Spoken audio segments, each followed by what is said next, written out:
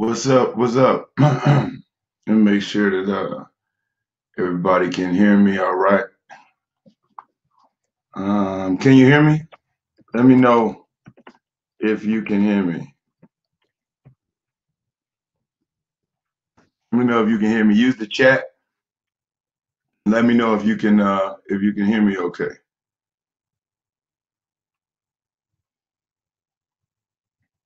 Can you hear me?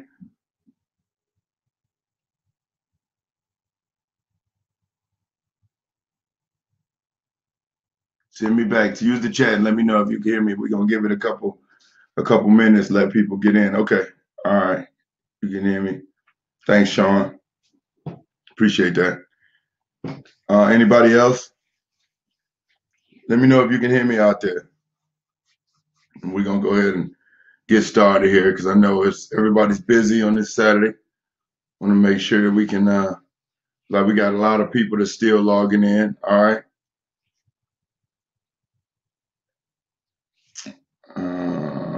Let's see. I'll make my chats visible. All right. All right. We're gonna give it just a couple more minutes. Make sure we can let everybody get in. All right. So I appreciate you, everybody, for taking time out of their Saturday to jump on here and chime in with us. To go over a few things, get a lot of emails and requests. First off, I appreciate your support on all of the videos and the books, and those of you who have attended the training classes online and offline that I've had nationwide. I really do appreciate that. And one of the big requests that I get a lot of is handling objections. How do we handle objections? So on this short webinar, we're going to cover how to handle objections. Now, when it comes to us helping our customers out at the dealership, really when you sit down and you think about it, there's only a few common objections that come up. I mean, let's think about what they are. The price is too high. I want to think about it, talk it over with my spouse, and not enough money for my trade. Okay, those are the few common ones. And we know that since we know that these are common across the board, even when people come up with other, I like to say more creative ones, we know typically it all boils down to it's either the price, they're not happy with what the price is, either of the total vehicle or of the monthly payment. They're not happy with what they're being offered for their trade, or maybe they actually do want to talk it over with somebody. So the first thing we want to do is understand that every person that we interact with has what I call an internal buying system. What that means is they have a certain process that they go through before they make a buying decision. Okay. And until we understand what that buying system is, it's going to be very difficult for us to move this person down the pathway. There are some people who actually do have to have talked about it with their spouse for the last 20 or 30 years. There are people who actually have prayed about it for the last 15, 20, 30 years. There are some people who may call their mother, their father. It's a number of different things that they do. Some people meditate. Whatever it is that a person does that makes them more comfortable when they're going to make that buying decision, we have to identify what that is, respect that, and then learn how to make sure that the question that we ask and the information that we gather is as specific as possible so that when we present this person with their solution, that it is more so customized, or should I say tailor-made to fit what it is that they're looking for. So all of this is kind of built on through when you're bringing a person in. Hopefully, at your store, you're greeting people the right way. You're welcoming them to your dealership. You're offering them your name. You're getting their name. You're asking them, are they here to see anybody, or is this their first time here? You're asking them which vehicle they'd like some information on versus what are they looking at, interested in buying, or can you help them, or any of these other things. The most important question is which one of the vehicles would they like some information on? Once we identify what they like some information on, bringing them inside and sitting them down. Now, once we get them inside and we sit them down, this is where what they call qualifying or building rapport, but building rapport is not a step in the process. Matter of fact, I dislike it when they put it as a step in the process because it's not something that you do at a certain point. Building rapport is something you do from the moment you and this individual lock eyes and begin to communicate all the way up until one of you pass away or a request has been made to sever all ties of communication. Other than that, you are constantly looking to establish a relationship with these clients or with your customers. The objective is to convert customers into clients. What a customer is somebody that comes in and does a transaction one time, but a client is somebody that sees you as a relevant and valuable resource, somebody that refers to you when they think about buying a vehicle or hear someone else speaking about buying a vehicle. So when you bring these people in and you want to sit them down, the report process started from the moment that you all shake hands. So when you're sitting down, making sure that you ask questions. Now here is where we can really start to hedge our bets, should I say, knowing that there's only a few actual objections that people come up with when we're dealing with them, okay? We have to begin to learn how to build these into our process so that we can bring the objection up earlier in the process, address it, therefore we can minimize it or even eliminate it in a lot of situations. And here's what I mean. When a sales rep, when we bring up the objection, that means that we own it, okay? We control it, we own it. We brought it up, we can address it. But when we wait and do what a lot of the sales books taught back in the day, or even a lot of managers teach now, which is when we overcome the objection, we're actually on the defense. Whenever a salesperson is explaining, we're backpedaling. So when a customer brings up an objection later on in the process, depending on where it is, it can really derail everything. Think about yourself. How many times have you sat down with somebody, you've been going through with them, I've been having a great conversation. You went out, you presented the vehicle, you did a demo drive, and everything was all good.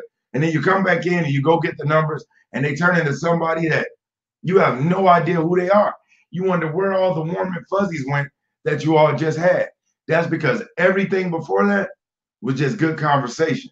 Now that the numbers come out, this is where the real deal kicks off. So now you're going through and you're presenting them with the numbers based off information that they share with you. And they're coming at you with all of these objections and all of these concerns that, you felt were cool based on you all were sitting down and everybody was laughing. And when you did the demo drive and you were asking them the qualifying questions and the assumptive of ownership questions, you thought it was all good. And then they blast you with these objections later on. Now it seems like we're in defense mode. So what we have to do is, knowing that there's only a number of objections that come up, we have to begin to build these into our process where we can bring them up, we control them, we can address them, and we can handle them. And I'll give you an example of what I mean. Knowing that your price is too high is a very common objection that people bring up. Let's face it, in today's economy, everybody wants to make sure that they're getting the best bang for their buck, okay? And one of the most absurd things that I see salespeople do is when they present somebody with a price option and they object to the price, and the salesperson begins to tell them how they can afford this, how they shouldn't worry about that. Don't worry about the payment. That's nothing. You can afford it, yada, yada, yada. And it's actually an insult, because how can we tell somebody else what they can do within their budget?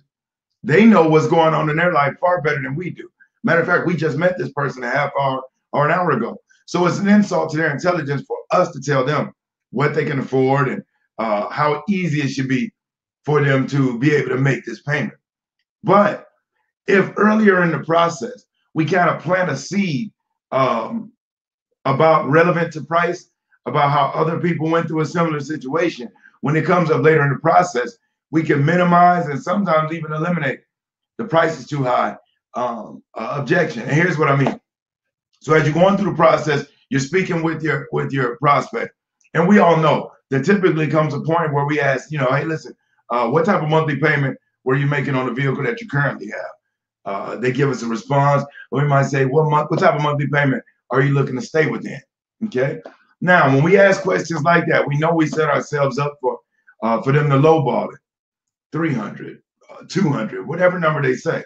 When we ask that question, we set ourselves up. And then at the end of the process, we find ourselves working to get closer to where they want to be, as opposed to us educating them on how they need to be closer to where the lender needs them to be.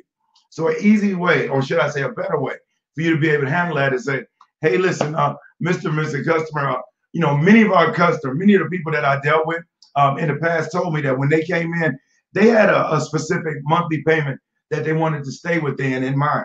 But when they drove off, they ended up paying a little bit more than they expected because the vehicle that they drove home in bought them far more in value than they expected. So what type of monthly budget are you looking to stay within? They give you one? Okay, up to what? So remember, it's just something simple like, now, John, many of my customers told me that, when they came in, they had a specific monthly payment that they wanted to stay within.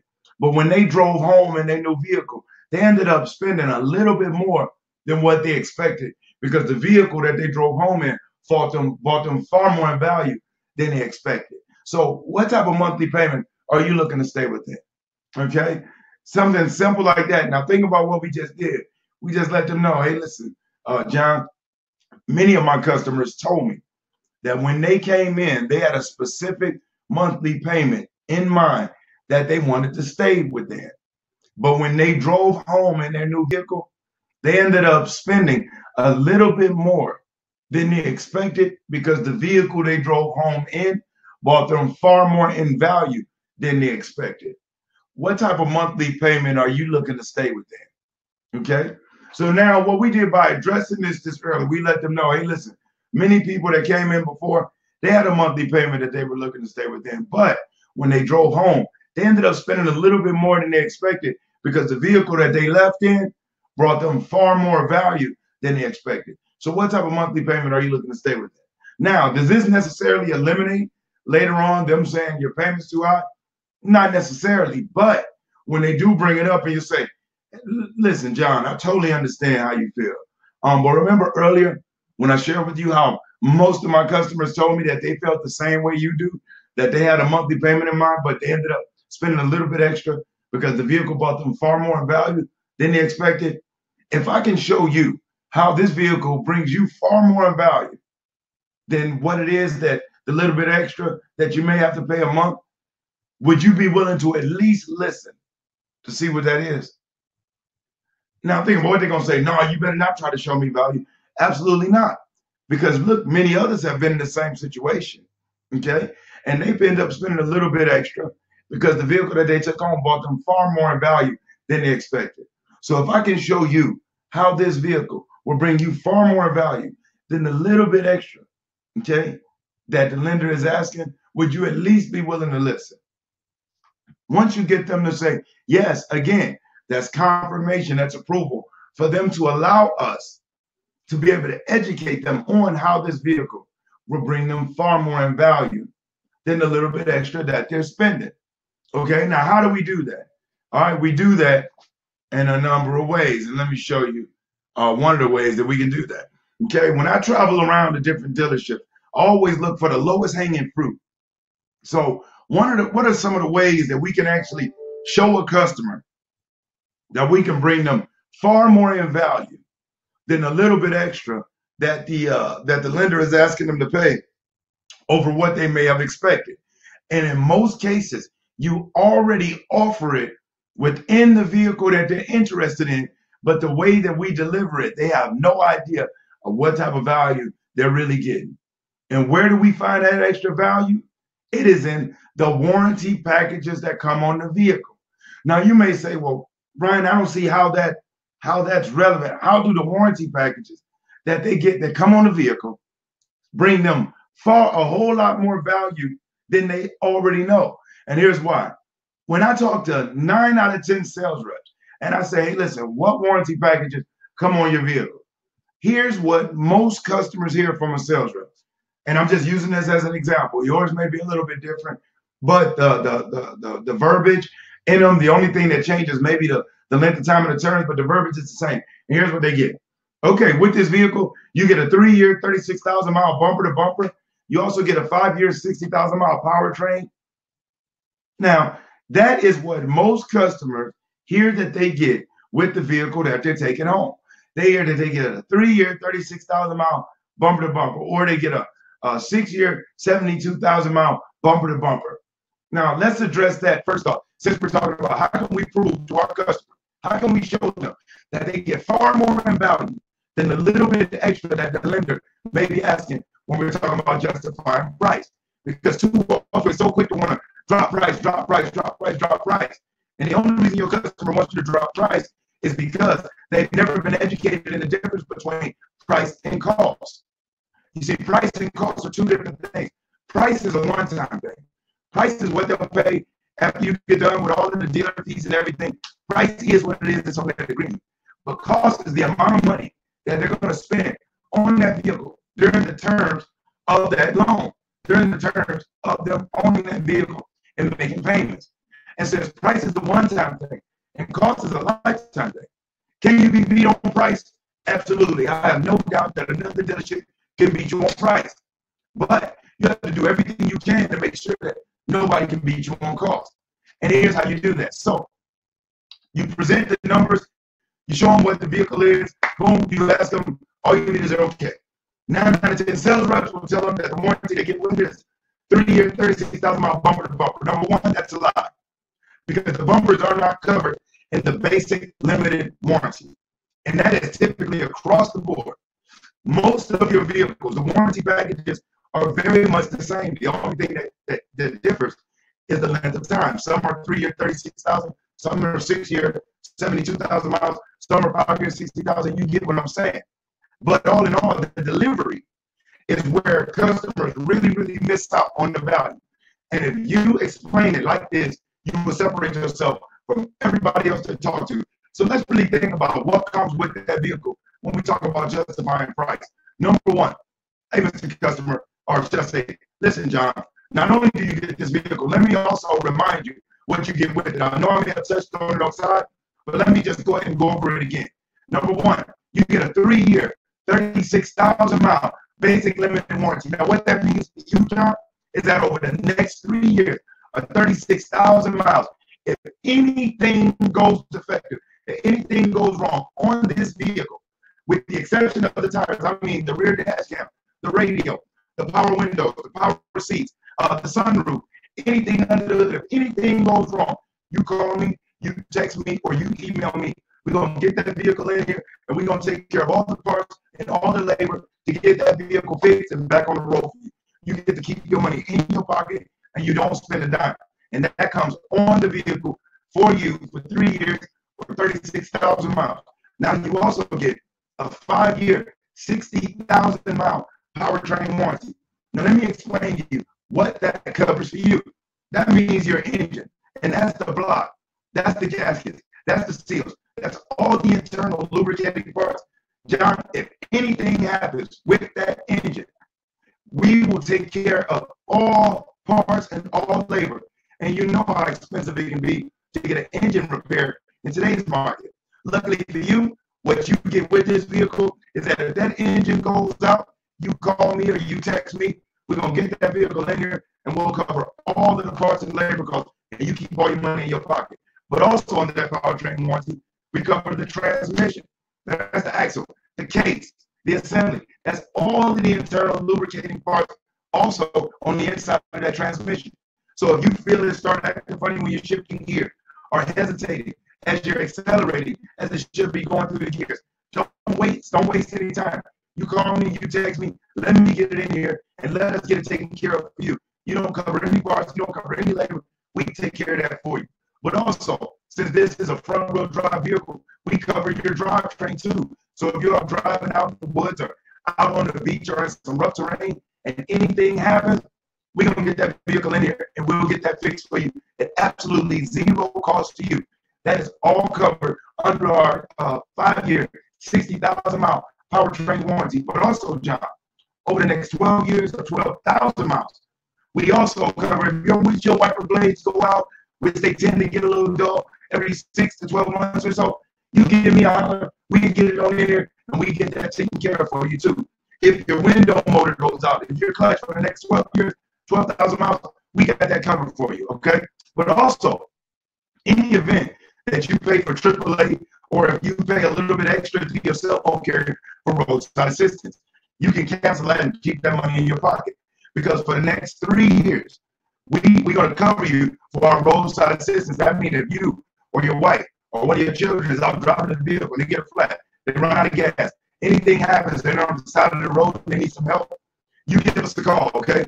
We'll send one of our guys out to tow you to the nearest ABC dealership in the United States. Or if you need that gas, if you need that tire change, we're going to come out there and make sure you or your loved one are back on the road as safely as possible. And that's covered for you for the next 3 years. But also, on top of that, what you get is you get 1 year of free Sirius radio. So that means that if you're riding in the car and you're listening to some of your jams, and sometimes you're enjoying the song and then you get that commercial that cuts it off, not anymore. For the next year, you get a chance to enjoy commercial-free music, any genre of your choice, or anybody that's riding in the vehicle, you get a chance to get that complimentary on us included in the vehicle for the next year, okay? And if you enjoy it, you will have the opportunity to extend it.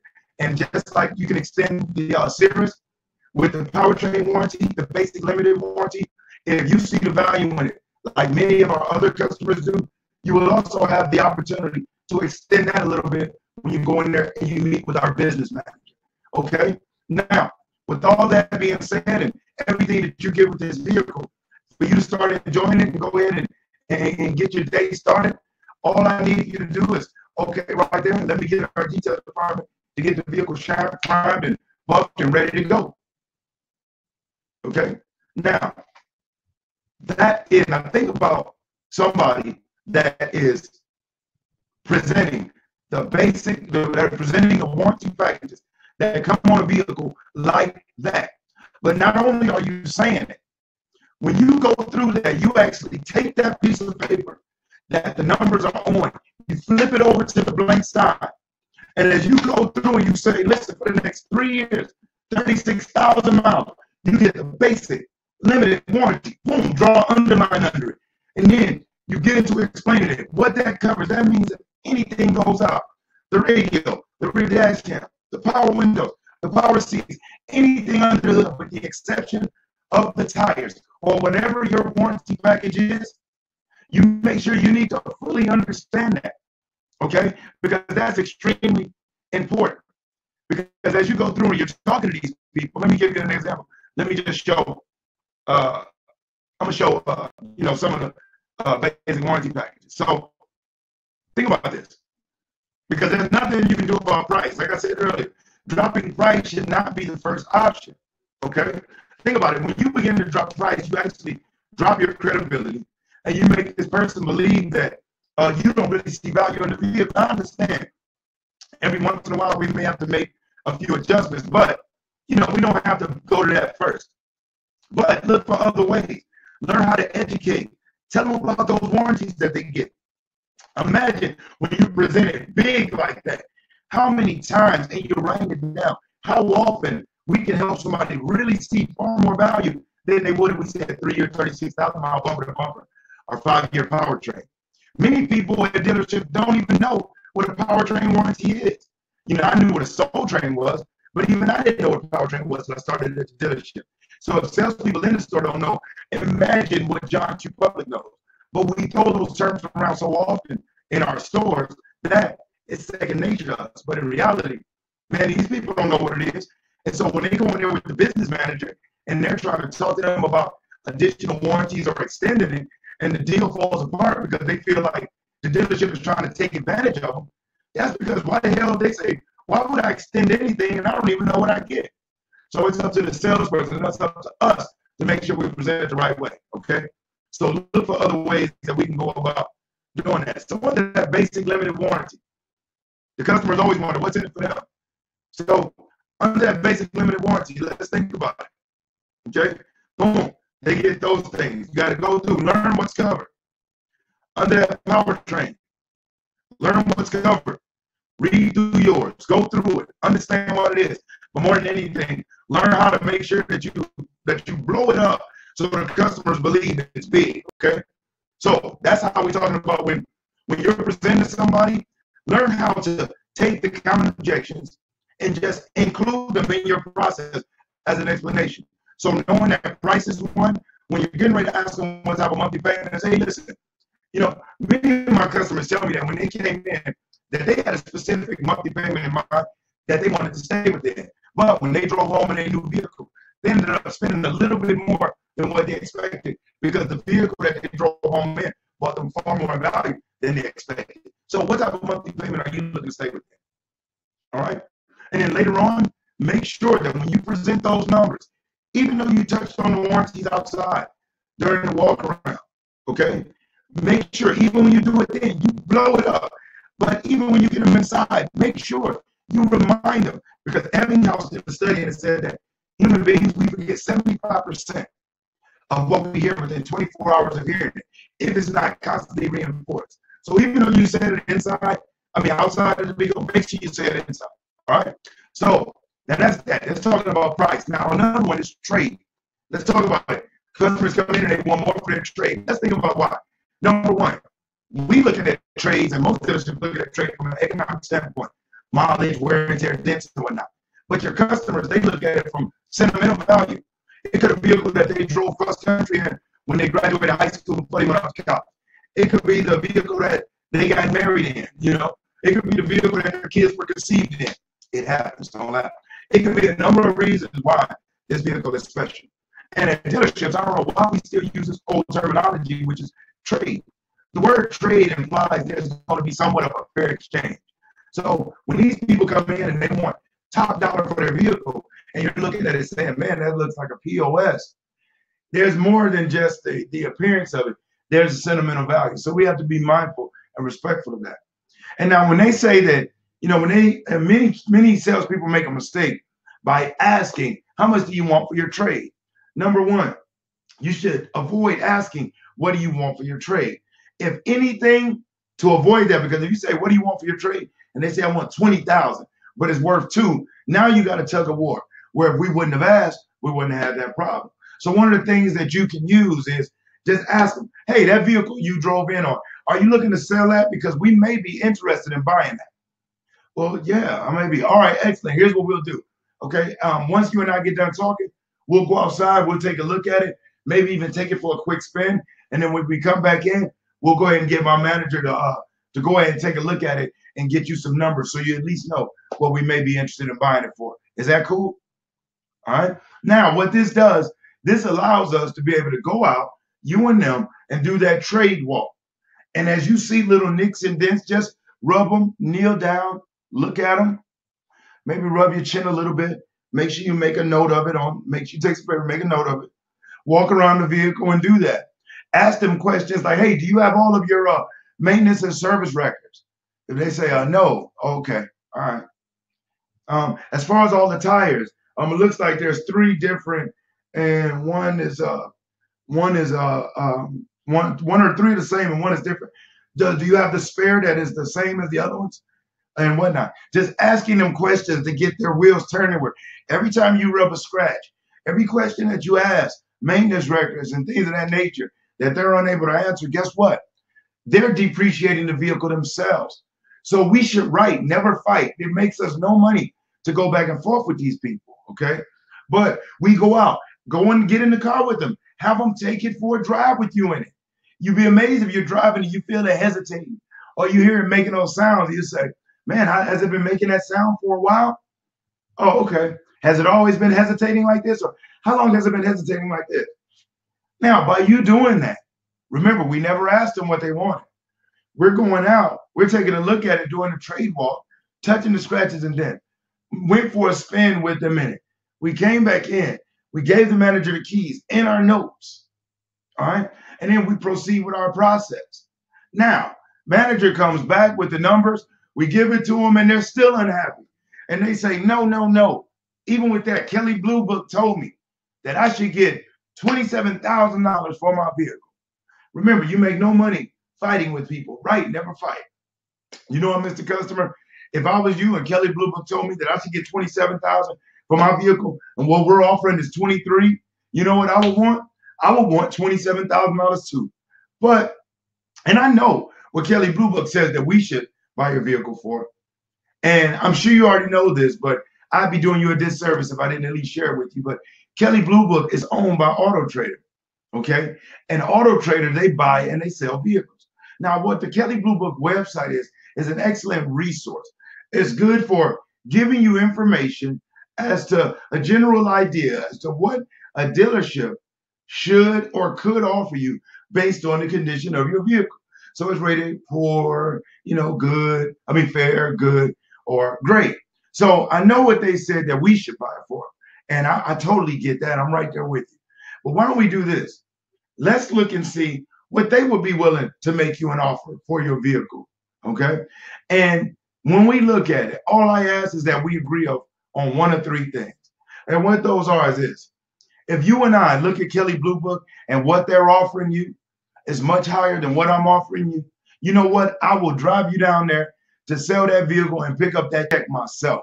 Because the quicker you can, sell your vehicle, the quicker you can start enjoying this one. So if theirs is higher, I'll take you down there to get that check myself. But if we look at it and what they're offering is, off of our offer, couple $100, give or take, I'll get with the manager, I'll go to work and I'll make it right. And lastly, is if we look at what they're willing to offer you and what we're offering is higher or better than what they're offering, can we just agree that this is a good deal?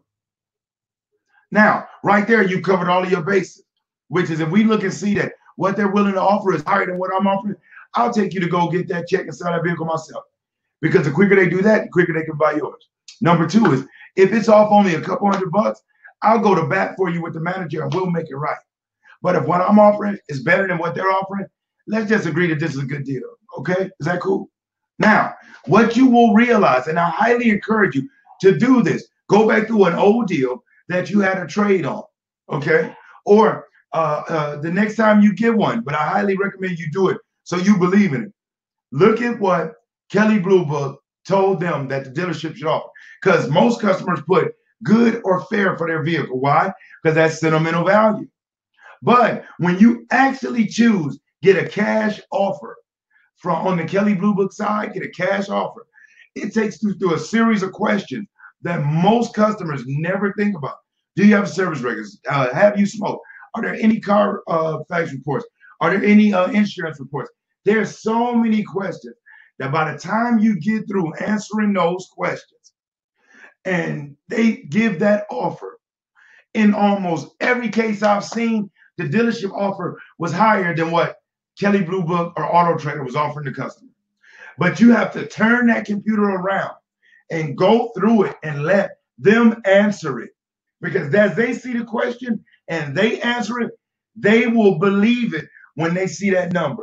If we try to tell them, they'll never believe it because we're the big, bad car salesman, right? So don't try, okay? Don't try. Turn that computer around. Go through it with them, but make sure you get their confirmation first. Look, I totally get it. If I was in your shoes, I'd want what Kelley Blue Book is saying I deserve too.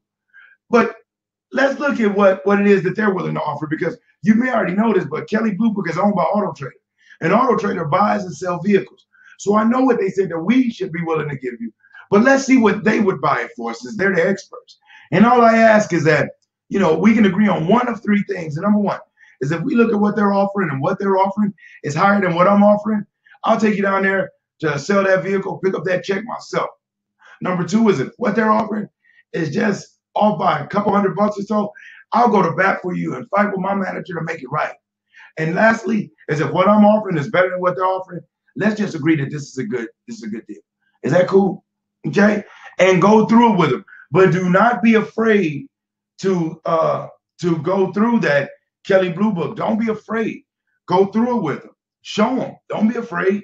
Go through it. All right. And lastly, one of the last things that I really want to talk about is when they say they want to think about it. Okay. When they want to think about it, really think about this. A person woke up, came into your dealership, and now they're saying that they want to think about it. Nobody wakes up and just says, I think I'm going to go walk around some dealerships today, baby, and just go do some things. They don't do that. Excuse me, my throat is getting low. And then I train next week in Fort Walton Beach. I was in Orlando this week, so I apologize. But nobody just wakes up and comes in the dealership. There is a reason. But many of the times when a person comes in and we have what they're looking for within the budget that they're looking for, so we think, but yet they don't buy, it's either that they just don't understand or that somewhere we missed the mark. Okay? So when we hear somebody say they want to think about it, one of the most effective ways to deal with that is this. Okay? And you can take this, use it, trust me, it works. All right? Now, let me pull it up here. Okay? Let me go back. Here we go. All right, so let's go back. Excuse me. We're going back to the beginning. Okay, so what do they get? Excuse me, they want to think about it. So when your customer says they want to think about it, what we have to begin to do, we have to learn how to narrow it down, okay, to isolate what it really is. Because let's think about it like this. When a person comes in and they say, I want to get the cheapest price, I want the cheapest price, I want the cheapest price. Think about yourself. Let's just say that you got company coming in town. There's 5 additional people coming to your house. You got $100 to buy as much as you can in groceries. So you're going to Walmart. You got to get as much groceries as you can to feed an additional 5 people to your house. And you already have 3 or 4 people in your house. $100, 5 people, they're coming for a week. And if somebody asks you, hey, listen, when you go in there, are you going to try to find the cheapest thing that you can so you can get as much as possible? Most people say, yes, I'm going to get the cheapest that I can. But when you ask that person, are you really going to get the cheapest, or are you going to get the least expensive, best options that you can? And what most people, when they think about it, say, you know what? I'm going to get as much as the least expensive, best option that I can. Now, that's what most people would do. Now, we would describe it as cheap, but what we are really looking for is the least expensive, best option. What that means is that the way that we would articulate that is cheap, but what we really mean is least expensive, best option. So when customers are telling you that they want to think about it, in many cases, that is just the best way that they know how to articulate a concern, as opposed to being specific with it. They just don't know. So the best way for you to handle that is to learn how to isolate it. And you isolate it like this. So you present them and they say, you know what, Brian, really like it. We want to think about it. You know what, Mr. Customer, I would love to tell you that everybody that sits in front of me just jumps for joy as soon as they look at, the options in front of them. As a matter of fact, quite a few people tell me that they want to think about it.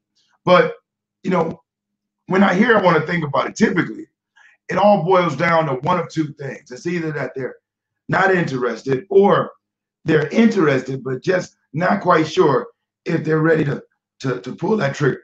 Which one of those is it for you? Well, Brian, I'm if they say that I'm not interested, well, guess what? We were totally off base from the beginning, and we may need to scratch everything and go all the way back. But in most cases, if we've done a good job of sitting there, asking the right questions, identifying what's going on, we've got them on, something close to where they want to be. So in most cases, we say, hey, listen, Mr. Customer, typically when I want to think about it, it narrows down to one of 2 things. It's either that you're not interested, or you're interested, but just not quite sure if you're ready to make a decision. Which one of those is it for you? Well, Brian, we are interested, but like I said, we're just not quite sure. I totally get it. I totally understand where you're coming from, man. But firstly, if you're not quite ready to make a decision, what I want to make sure of is that we're on the right track, okay? Because typically it's one of 3 things that will hold a person back from making a decision. It's either not the right fit, the functionality or the features, aren't what they're looking for, or it's the finances. So just to make sure that everything is where it should be and is aligned the right way for you, let me go through and just reconfirm with you. As far as the vehicle, is this the right fit?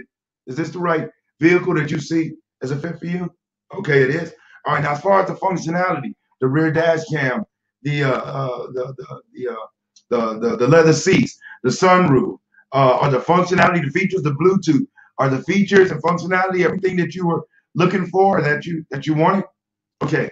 Now, as far as the finances, were the finances or the monthly payments where it is that you're comfortable with?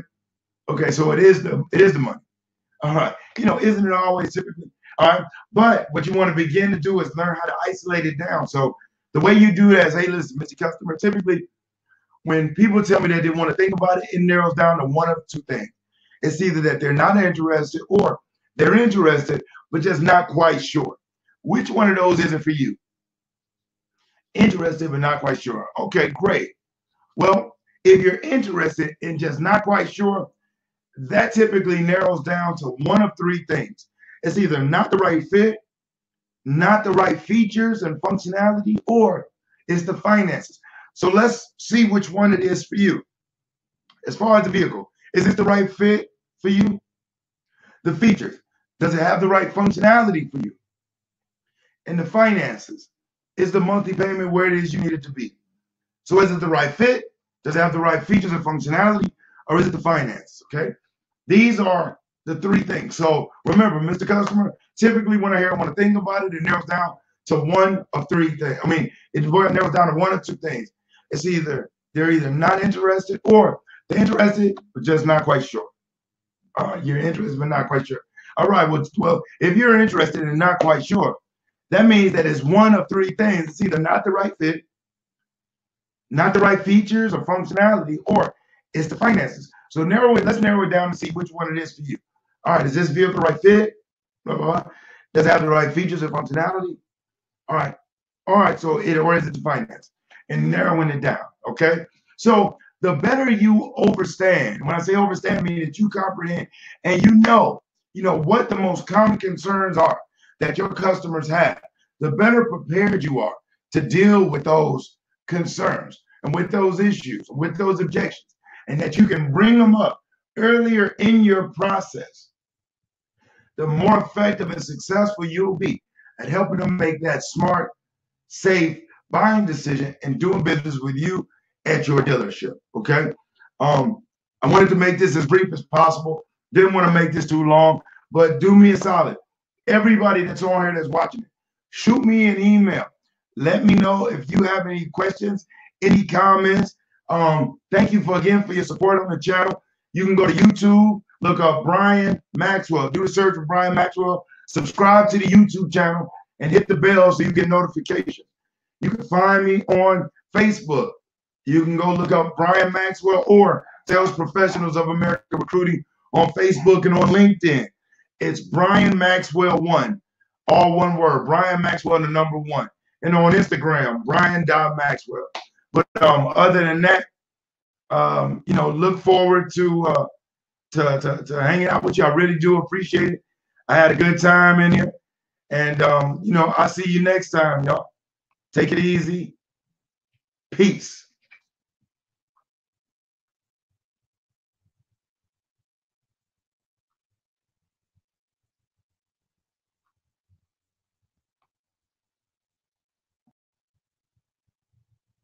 Got it.